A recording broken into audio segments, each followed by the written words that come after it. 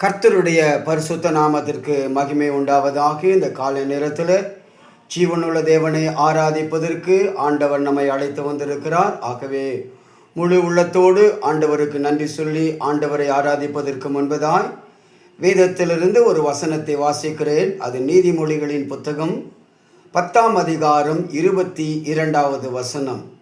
கர்த்தரின் ஆசீர்வாதமே ஐஸ்வர்யத்தை தரும், அதனோடு அவர் வேதனையை கூட்டார் என்பதாக. எனக்கு அன்பான தேவ பிள்ளையே, தேவன் கொடுக்கும் செல்வம் அல்லது ஆசீர்வாதம் நமக்கு உண்மையான மகிழ்ச்சியையும் நிம்மதியையும் கொடுக்கக்கூடியதாகவே இருக்கும். கர்த்தருடைய ஆசீர்வாதத்தினால் வரும் ஐஸ்வர்யத்தில் வேதனையோ வருத்தமோ துன்பமோ ஒரு காலம் இராது. மனிதர்கள் தங்கள் முயற்சியால் தேடும் உலக ஆசீர்வாதங்கள் பெரும்பாலும் சோகத்தையும் வேதனையையுமே கொடுக்கக்கூடியதாக அமைந்து விடுகிறது. அநேகர் ஆசீர்வாதமாக இருப்பதை போல தோன்றலாம். ஆனால் அவர்கள் துன்பத்தோடும் கடன் பாரத்தோடும் சமாதான குறைவோடும் வாழ்வதை நாம் பார்க்கத்தான் முடிகிறது. தேவன் கொடாத எந்த உலக ஆசீர்வாதங்களும் பயனற்றதாகவே, அது வேதனையாகவே அமைந்து விடுகிறது நமக்கு. 1 நாளாகமத்தின் புத்தகம் 4ஆம் அதிகாரம் 10ஐ வாசித்து பாருங்கள். யாபேஸ் என்ற மனிதன் வேதனையோடு தேவனை நோக்கி, தேவனே, நீர் என்னை ஆசீர்வதிக்க வேண்டும் என்று கேட்டபோது தேவன் அவனுக்கு கொடுத்தார். அவனை சம்பூர்ணமாய் ஆசீர்வதித்தார். தன் சகோதரர்களை காட்டிலும் சமாதானத்தினாலும் சந்தோஷத்தினாலும் குறைவில்லாதவராக வாழ்ந்தார் என்று வேதம் சொல்லுகிறது. எனக்கன்பானவர்களே, தேவன் கொடுத்தால் அங்கே குறைகள் இராது, வேதனை இராது. எபேசியர் 3ஆம் அதிகாரம் 20ஐ வாசித்து பாருங்கள். நாம் வேண்டிக் கொள்கிறதற்கும் நினைக்கிறதற்கும் மிகவும் அதிகமாய் நன்மை செய்ய வல்லவராக இருக்கிறார் என்பதாக. இயேசுவின் வஸ்திரத்தை விசுவாசத்தோடு தொட்ட பெண்ணை சுகப்படுத்தி சமாதானத்தோடு அனுப்பின தேவன் இந்த காலை வேளையில் நம்மையும் அவருடைய ஆசீர்வாதத்தினாலே நிறைத்து நம்மை பலப்படுத்தி வேதனை நீங்கி பாதுகாத்து கொள்ள அவர் வல்லமையுள்ளவராக இருக்கிறார். அவர் கொடுக்கிற பொழுது ஒரு நாளும் அது வேதனை உள்ளதாக இருக்காது. கேட்கிற எவனும் பெற்றுக்கொள்கிறான். ஆகவே இந்த காலை நேரத்திலே விசுவாசத்தோடு அவரை நோக்கி நாம் பார்க்கலாம். அவர் வானத்தையும் பூமியும் படைத்த சர்வ வல்லமையுள்ள தேவன். அவரால் கூடாதது ஒன்றுமே இல்லை. அவர் சொன்னால் நடக்கும், கட்டளையிட்டால் நிற்கும். நிச்சயமாய் நம்மை அவர் ஆசீர்வதிக்க அவர் நல்லவராக இருக்கிறார். பாடி கர்த்தருடைய நாமத்தை நாம் மகிமைப்படுத்தலாம்.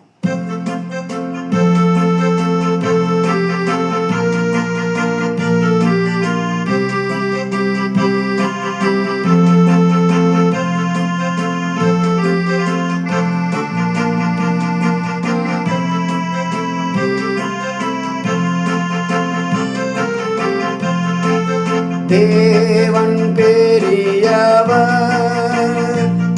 என் தேவன் நல்லவர். தேவன் பெரியவர், தேவன் நல்லவர். அவரை விசுவாசி, உனக்கெல்லாம் வாய்க்கும். அவரை விசுவாசி, உனக்கெல்லாம் வாய்க்கும்.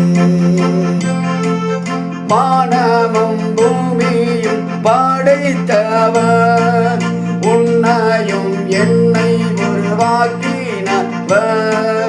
வானமும் பூமியும் படைத்தவர், உன்னையும் என்னை உருவாக்கினவர். அவரால் கூடாதது ஒன்றுமே இல்லை. என் தேவனால் கூடாதது ஒன்றுமே இல்லை. என் தேவன்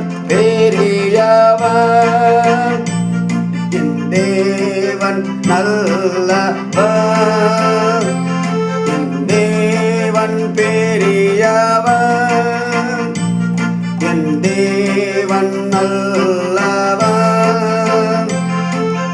அவரை விசுவாசியாமே உனக்கெல்லாம் உந்தன் நம்பிக்கை வீண் போகாது, நிச்சயமாகவே முடிவுண்டு. உந்தன் நம்பிக்கை வீண் போகாது, நிச்சயமாகவே முடிவுண்டு. அவர் சொல்ல ஆகும், கட்டளையிட நிற்கும். அவர் சொல்ல ஆகும், கட்டளையிட நிற்கும்.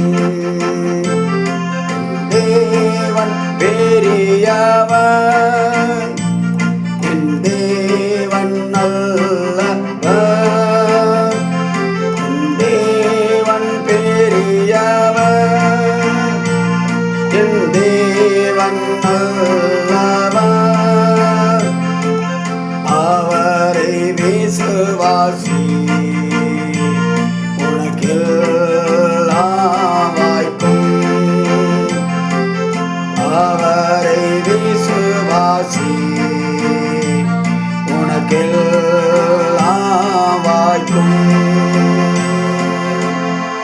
எங்கள் அதிகமாக நேசிக்கிற எங்கள் நல்ல அன்பின் பரலோகத்தின் தகப்பனே, உம்மை நாங்கள் விசுவாசிக்கிறோம்.